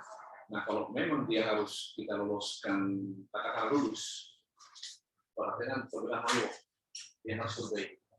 Ya kan? Nah juga dalam waktu lulus ini kita juga harus melihat levelnya di mana. Karena nggak mungkin kita katakan ya kita katur dia terlalu tinggi, padahal kita lihat banyak perbedaan. Nah, aku setuju kalau memang ada katakanlah kesalahan kita, melihat kondisinya, kalau kita tahu sedikit, tapi ada perbaikan dan kita catat dia lulus. Cuma dalam lulus ini kita mungkin juga harus melihat di mana dia sebaiknya memang bisa terlulus. Kalau lihat daftarnya di sini, B minus bawah itu gak ada. Dan lulus itu 80 mas. Nah, B. Kalau aku sih, makanya aku sepakat lulus, tapi aku berpikir jangan boleh B. Itu pendapat itu. Bagus, Pak. Ya kan? Nah, maksudnya nanti kalau kita supaya nanti jangan masih akhir ada yang tinggi dan rendah, ini bisa lebih bagus juga ya kan? Kita lihat, bagus kita lihat, fokus gitu. Dan urusan dia dengan sebagai mayor, tapi kualifikasi B. Itu kalau dari saya dua itu.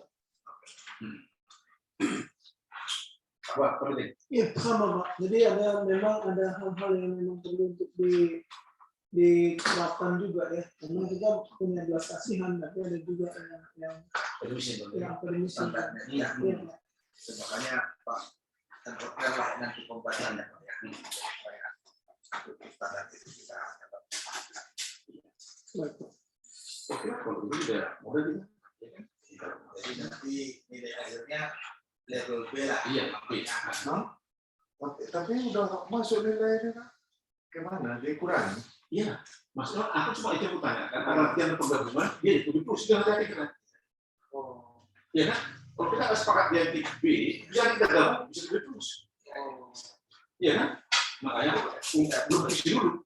Isi dulu, aku tanya dulu. Ya kan? Karena kan ini dalam arti apa lah? Kesepakatan judisi ya Pak ya? Bagaimana? B80 kan? Nah dia bisa 8 bulan, bisa 8 bulan, ya. Sampai 8 itu. Iya, jangan sampai 8 ini 8 enggak bagus. Nah, aku dan bagus kita lihat, ya bila cuma kita buat bisa 81 bisa, ya kan? 84. Iya, jadi makanya kita gabungkan kok. 80 ke 84 itu banyak. Oh. Iya.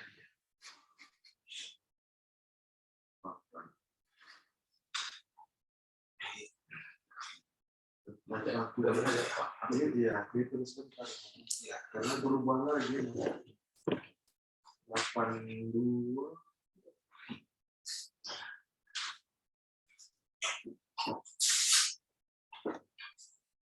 kalau sekitar 84 sampai 90 masih oke. Maksimal 84 Ya, Iya. kita mau taruh dulu Pak, kita buat 84 itu waktu kemarin sudah sampai. Nilai saya hitung sekarang memang bentar Pak ya. 16. Sebentar ya Pak. Iya, Pak. 16,1. 81.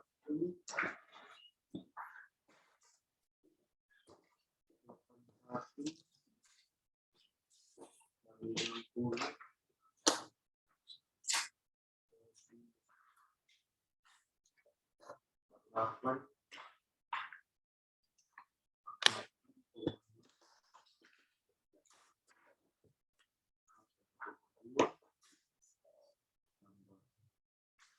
Tapi hidup ini Pak. Iya.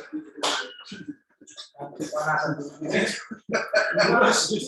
Ngajar Pak lah di sini kan Pak. Pak ya. Ngajar Pak. Iya. 8 orang mahasiswa itu perempuan. Buka aja pintunya.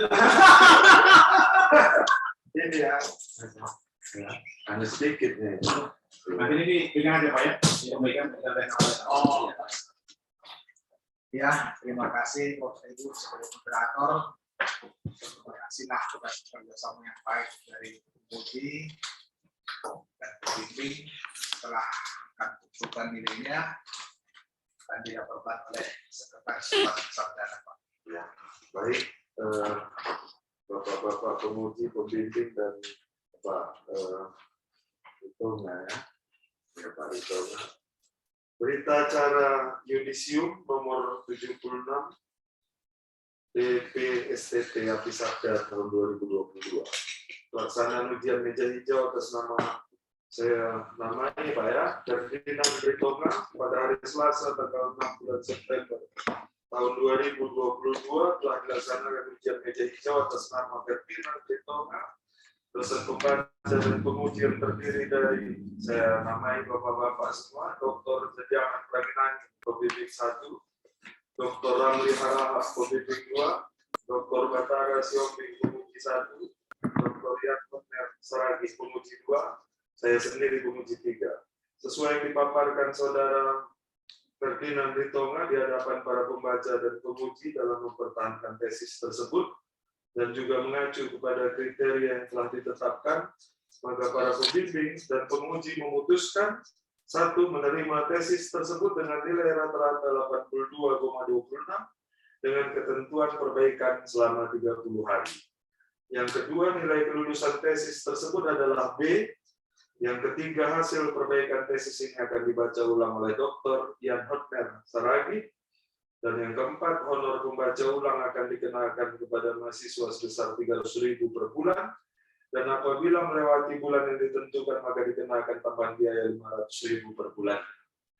Jadi Bapak boleh ikut wisuda, tetapi perbaikan tetap berjalan ya Pak, agar menerima ijazah dan iya, coba nanti dirembukkan dengan pembimbing apakah bisa dibuat menjadi bahan untuk jurnal ya Pak sebagai syarat kita.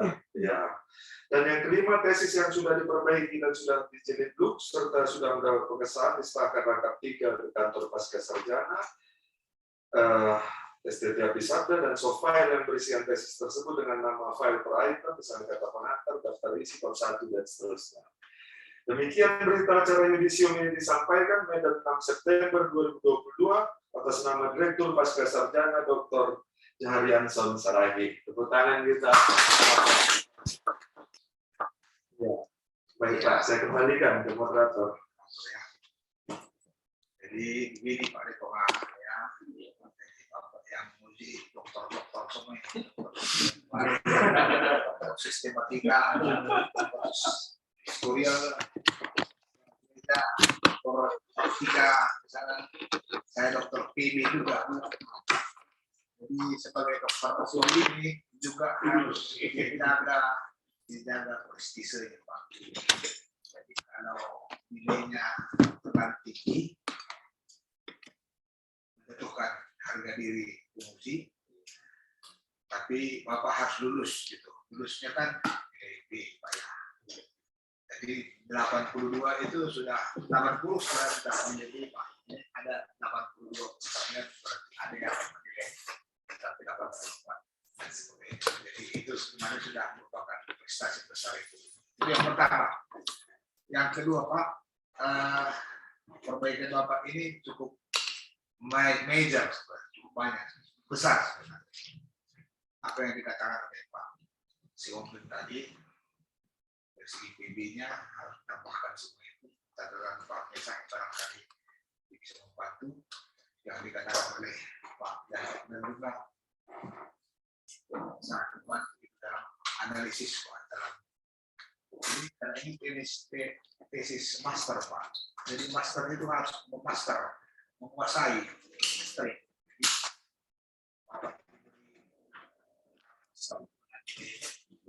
Nah, luar biasa. Jadi itu barangkali penjelasan dari moderator tentang itu di dalam Bapak senang supaya itu juga ada penghargaan dari majelis Sidoarjo.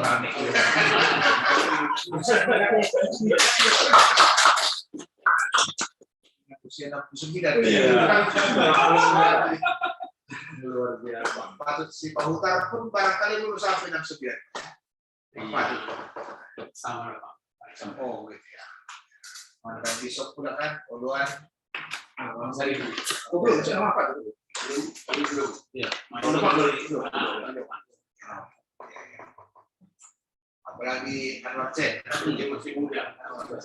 tapi saya kira sudah akan kuat juga Anwar Chen. Tambah 5. Gitu ya. Saya tidak akan di negara visualisasi teman-teman TV.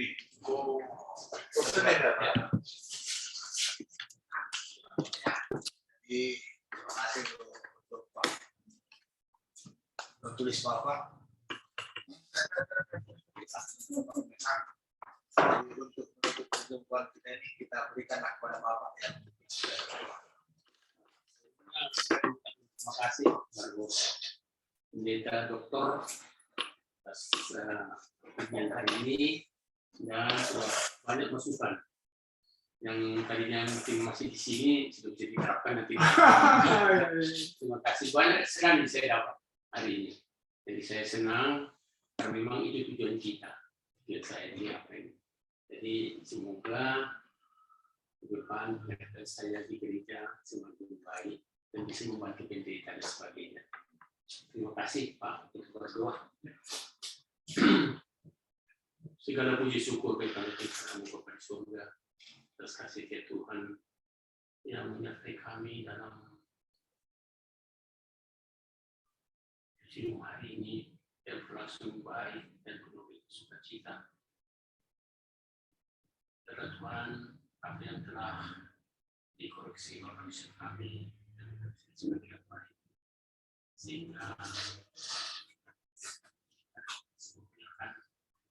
sesuai dengan masukan-masukan Oleh dan dapat kami pergunakan untuk kemuliaan nama Tuhan. Berkati dosen kami Tuhan, berkati seluruh keluarganya, berikan kesehatan, kekuatan, dan sukacita, sehingga dapat terus menurunkan seluruh ilmunya kepada mahasiswa-mahasiswa yang saat ini belajar di STT ini, sehingga alumni-alumni sini Tuhan bisa membawa firman Tuhan dengan baik, sederhana, dan seluruh umatmu yang mendengar maupun yang lain dapat mengerti dan memahami dan dapat melaksanakan dalam kehidupan sehari-hari sehingga mereka menyerahkan hidupnya ke dalam tangan Tuhan agar Tuhan mengatur kehidupannya selama di dunia ini. Terpuji nama Tuhan dan sedang tidak selesai. Sebentar lagi kami akan kembali masing-masing berarti kami menjauhkan segala mara bahaya, menjauhkan segala penyakit, berikan kami sukacita dan istirahat hikmat.